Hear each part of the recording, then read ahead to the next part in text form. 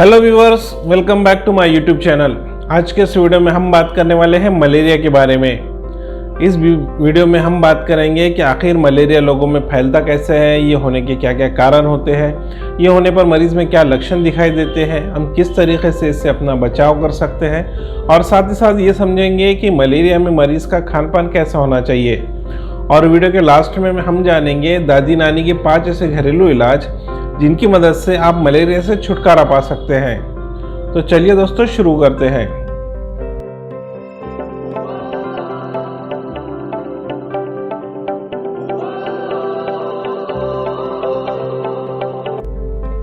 दोस्तों, malaria Anopheles मादा मच्छर के काटने से होता है। इस टाइप के मच्छर बारिश के मौसम में ज़्यादा पैदा होते हैं। मलेरिया के मच्छर काट लेने के बाद मरीज़ को सर में दर्द और बुखार जैसी शिकायतें शुरुआत में दिखाई देती है। मलेरिया का बुखार कभी बहुत कम होता है तो कभी बहुत ज़्यादा देखने को मिलता है। दोस्तों, मलेरिया सहारा अफ्रीका और एशिया के ज़्यादातर देशों में पाया जाता है। भारत देश में मलेरिया के मामले पूरे साल मिलते हैं, लेकिन बारिश के मौसम में इनका इन्फेक्शन ज़्यादा स्पीड से फैल जाता है।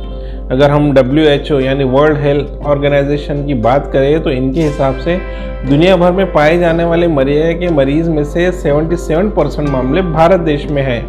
और भारत में भी ख़ास तौर पर गुजरात, राजस्थान, कर्नाटक, गोवा, छत्तीसगढ़, झारखंड, ओडिशा, मध्य प्रदेश और पूर्वोत्तर के राज्यों में मलेरिया के ज़्यादा इन्फेक्शन देखने को मिलता है।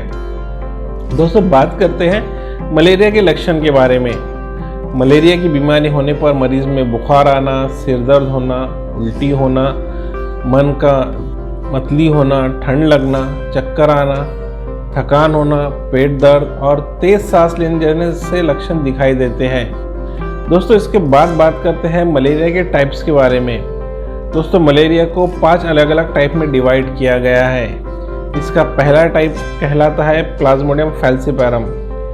इस टाइप के मलेरिया से पीड़ित व्यक्ति अचानक से बेहोश हो जाता है। उसकी बेहोशी में बहुत बार बड़बड़ाहट होती है, वो बड़बड़ करते रहता है। मरीज़ को बहुत ठंड लगने के साथ साथ उसके सर में दर्द होते रहता है और लगातार उल्टे होने से उसका बुखार ज़्यादा हो जाता है। इसमें मरीज़ की जान भी जा सकती है। दोस्तों, मलेरिया का दूसरा टाइप है प्लाज्मोडियम वाइवेक्स। ज़्यादातर लोगों में इस तरह के मलेरिया के बुखार के मामले देखने को मिलते हैं। वाइवेक्स टाइप का मच्छर काटने से ये मलेरिया होता है जो अक्सर दिन के समय काटता है। ये मच्छर बिनाइन टर्शियल मलेरिया पैदा करता है जो हर तीसरे दिन मतलब 48 घंटे के बाद अपना असर दिखाना शुरू करता है। इस रोग से पीड़ित व्यक्ति को कमर दर्द, सर में दर्द, हाथों में दर्द, पैरों में दर्द, भूख न लगने के साथ साथ तेज़ बुखार भी बना रहता है। दोस्तों, मलेरिया का तीसरा टाइप है प्लाज्मोडियम ओवेल। ये भी मलेरिया का बिनाइन टर्शियल मलेरिया होता है। 4 टाइप है प्लाज्मोडियम मलेरिया। प्लाज्मोडियम मलेरिया ये एक प्रकार का प्रोटोजोआ है जो बिनाइन मलेरिया पैदा करने के लिए जिम्मेदार होता है। हालांकि ये मलेरिया दूसरे मलेरिया इतना खतरनाक नहीं होता है जितना कि प्लाज्मोडियम फैल्सिपारम या प्लाज्मोडियम वाइवेक्स टाइप का मलेरिया डेंजरस होता है। इस रोग में कॉन्टाइन मलेरिया उत्पन्न होता है जिसमें मरीज़ को हर चौथे दिन बुखार आ जाता है। इसके अलावा मरीज़ के पेशाब में प्रोटीन निकलने लगता है जिसकी वजह से उसके जिस्म में प्रोटीन की कमी हो जाती है और उसका जिस्म सूज जाता है। दोस्तों, मलेरिया का 5वां टाइप है प्लाज्मोडियम नोल्सी।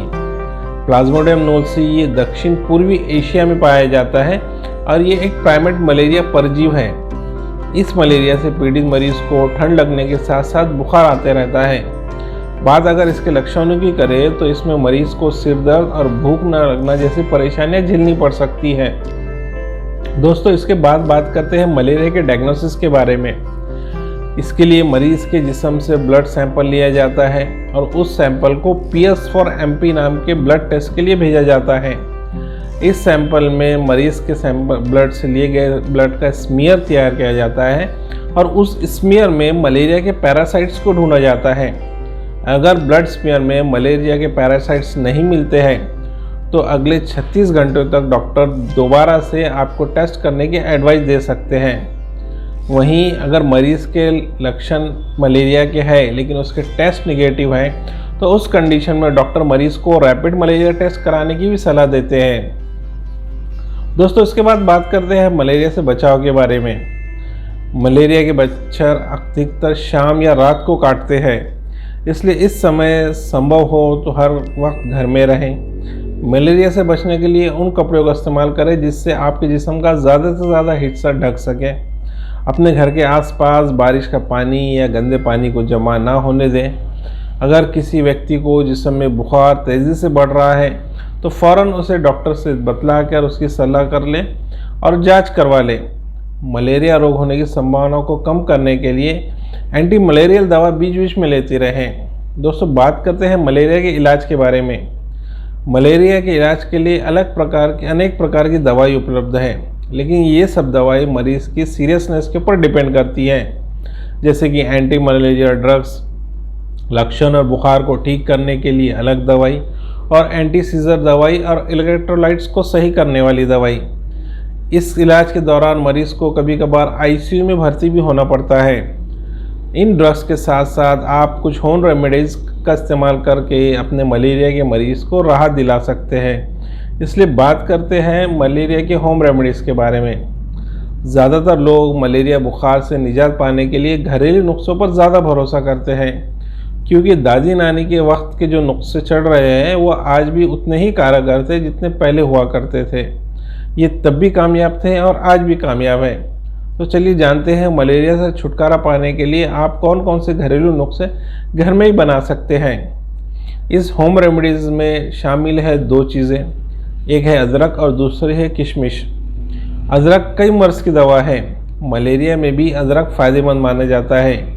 1 इंच अदरक के टुकड़े को 2 चम्मच किशमिश में डालकर उसे 1 गिलास पानी में उबाल ले, और जब ये कॉम्बिनेशन उबलकर आधा बच जाए तो इसे गुनगुना कर ले और दिन में से 2-3 बार इसके डिवाइड करके इस्तेमाल कर लें। अगर आप ये नहीं करना चाहते हैं तो दूसरा होम रेमेडीज़ का कॉम्बिनेशन आप इस्तेमाल कर सकते हैं, जिसमें शामिल है तुलसी के पत्ते और काली मिर्ची। तुलसी के पत्ते भी मलेरिया में फ़ायदेमंद माने जाते हैं। 10 ग्राम तुलसी के पत्ते लें और उसमें 7 से 8 काली मिर्ची के दाने पीसकर मिला लें और इसमें थोड़ा सा शहद मिलाकर सुबह शाम इसे चाटते रहें। इसमें मरीज़ को बुखार में काफ़ी जल्दी आराम मिलता है। अगर आप ये भी नहीं करना चाहते हैं तो तीसरा होम रेमेडीज़ है गिलोय के पत्ते।